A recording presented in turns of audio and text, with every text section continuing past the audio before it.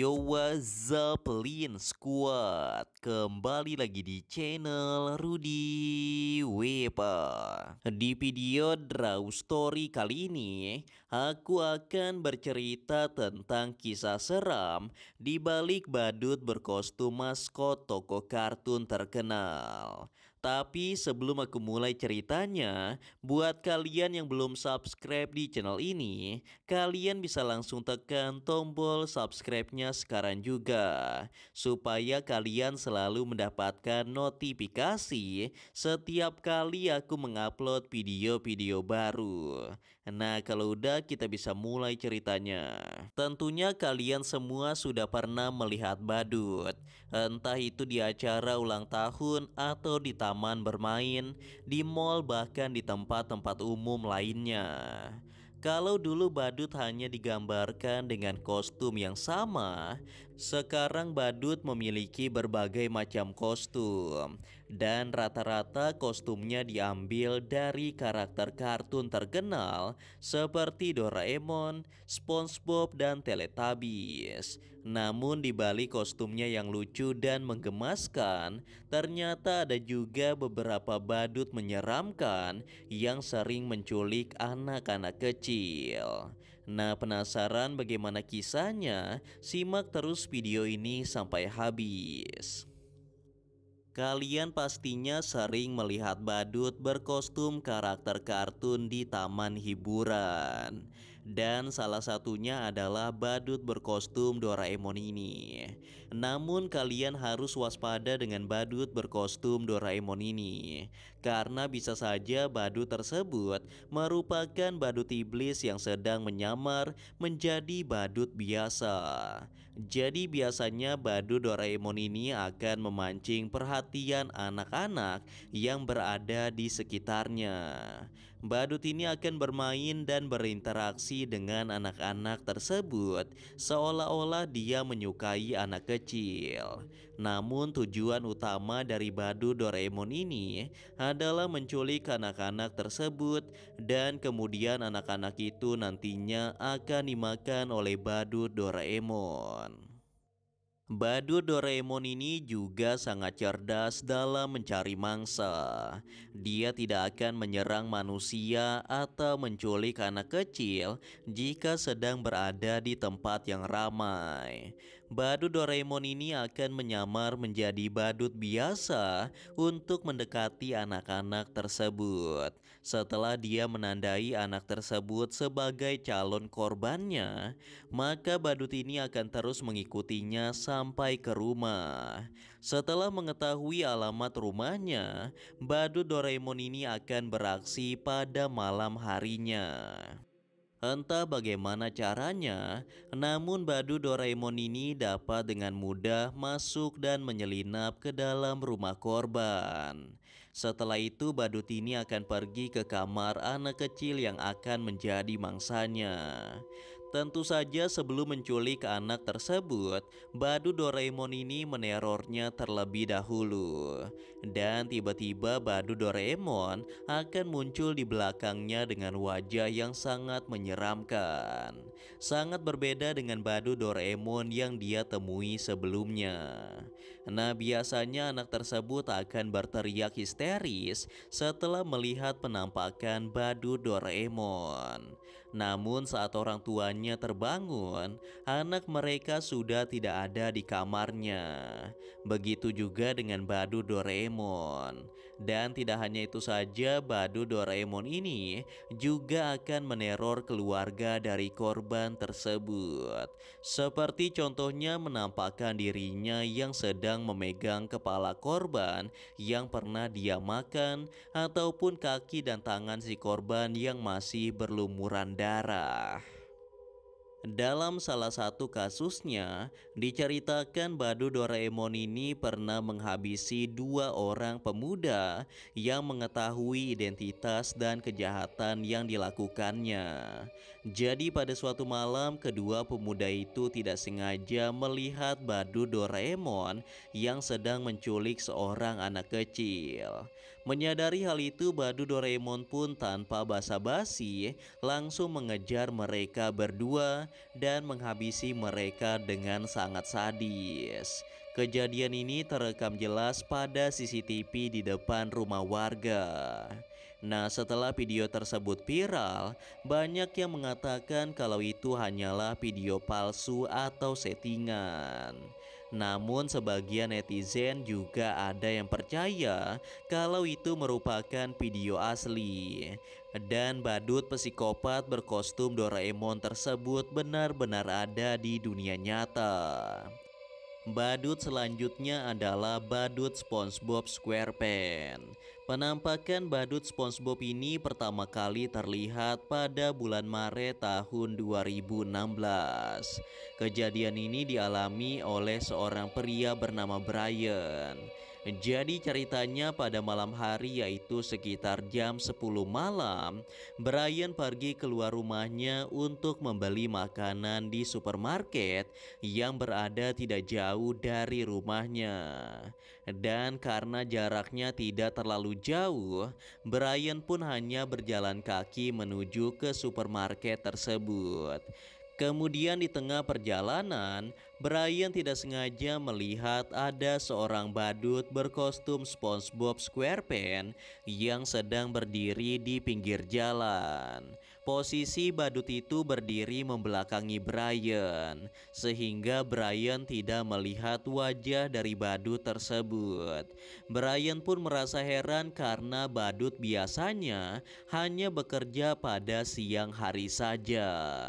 Lagi pula di tempat itu sangatlah sepi dan hanya ada beberapa orang yang lewat. Karena merasa ada hal yang aneh, Brian pun mengabaikan badut itu dan dia terus berjalan seperti tidak melihat apapun. Namun beberapa saat setelahnya, tiba-tiba badut SpongeBob itu tertawa dengan sangat keras. Brian pun sangat kaget dan langsung melihat ke arah badut itu. Kemudian dengan perlahan badut SpongeBob itu menoleh ke arah Brian. Akhirnya di sini terlihat wajah asli dari badut tersebut yang ternyata sangat mengerikan. Banyak bercak darah pada bagian wajahnya yang sepertinya itu adalah darah manusia. Badut itu kemudian mengangkat kedua tangannya yang ternyata di tangan kanannya dia sedang memegang sebuah pisau dan di tangan satunya lagi dia memegang potongan kepala manusia yang berlumuran darah. Badut SpongeBob itu terus tertawa sambil menatap ke arah Brian seperti seorang psikopat yang sedang menatap mangsanya. Di sini Brian benar-benar sangat ketakutan, bahkan badannya sampai bergetar. Karena merasa nyawanya terancam, Brian pun langsung berlari sekuat tenaga untuk mencari pertolongan. Namun sayangnya pada saat itu tidak ada orang lain selain mereka berdua. Badut SpongeBob itu pun dengan cepat langsung mengejar Brian dan akhirnya Brian berhasil ditangkap oleh badut SpongeBob. Setelah kejadian itu, Brian pun dinyatakan menghilang dan tidak pernah ditemukan lagi. Jadi setelah beberapa hari dari kejadian tersebut, ada seorang pemilik toko yang memeriksa CCTV di halaman luar tokonya. Dan tanpa diduga ternyata dia mendapatkan sebuah kejadian aneh dan sangat mengerikan, yaitu tentang insiden hilangnya Brian. Di dalam rekaman CCTV itu terlihat jelas ada seorang badut berkostum SpongeBob yang mengejar Brian dan berhasil menjatuhkan Brian tepat di depan tokonya. Di sana terlihat badut SpongeBob itu memegang sebuah pisau besar dan dia menggunakannya untuk menghabisi Brian. Rekaman CCTV itu pun kemudian diserahkan kepada pihak polisi untuk diselidiki lebih lanjut. Dan dari rekaman CCTV tersebut, Brian terakhir kali terlihat sedang diseret oleh badut berkostum SpongeBob dengan kondisi tubuh yang sudah berlumuran darah. Dan tampaknya Brian sudah tidak bernyawa lagi. Kemudian badut selanjutnya adalah badut berkostum Teletubbies. Sama seperti Doraemon dan SpongeBob, Teletubbies juga merupakan serial televisi yang sangat terkenal yang sudah ada sejak tahun 90-an. Serial ini berfokus pada kisah keseharian empat makhluk berwarna-warni, yaitu Tinky Winky, Dipsy, Lala, dan Po, yang dipanggil sebagai Teletubbies karena layar televisi yang tertanam di perut mereka. Teletubbies dapat kita kenali tidak hanya dengan tubuh mereka yang memiliki warna mencolok, tetapi juga dengan bentuk antena yang berada di kepala dari masing-masing karakter. Nah, ternyata ada juga cerita menyeramkan tentang badut yang menggunakan kostum Teletubbies. Kejadian ini bermula di kota California, Amerika Serikat, yang mana pada saat hari Halloween, keempat badut ini muncul dan menculik beberapa anak-anak kecil yang sedang bermain di taman hiburan.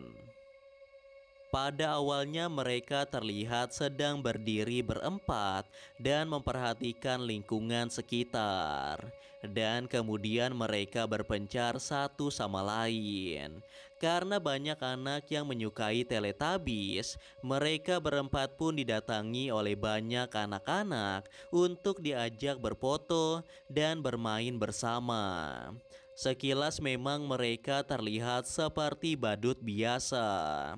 Mereka bahkan memberikan permen lollipop kepada anak-anak di sana, dan itu membuat anak-anak semakin bahagia. Namun tanpa disadari oleh mereka semua, sebenarnya permen tersebut mengandung racun yang sangat mematikan. Saat anak-anak memakan permen lollipop itu, mereka akan pusing serta sakit perut, dan kemudian mereka akan memuntahkan cairan berwarna oranye. Lalu beberapa menit kemudian anak tersebut akan jatuh pingsan. Dan pada saat itulah badut Teletubbies akan menculik anak-anak tersebut. Kejadian tersebut bukan terjadi hanya sekali saja. Bahkan di taman hiburan internasional seperti Disneyland sekalipun pernah terjadi kejadian serupa. Hal ini menyebabkan banyak laporan dari masyarakat yang mulai resah dengan kasus kehilangan anak yang terus terjadi. Pihak polisi pun kemudian melakukan penyelidikan lebih lanjut mengenai kasus ini. Dan setelah melakukan penyelidikan selama 1 bulan lebih, akhirnya pihak polisi berhasil menangkap salah satu pelaku yang mengenakan kostum karakter Po pada serial Teletubbies. Masih dirahasiakan identitas asli dari badut tersebut. Namun dari pengakuannya, dia terpaksa melakukan pekerjaan itu untuk mendapatkan uang yang banyak.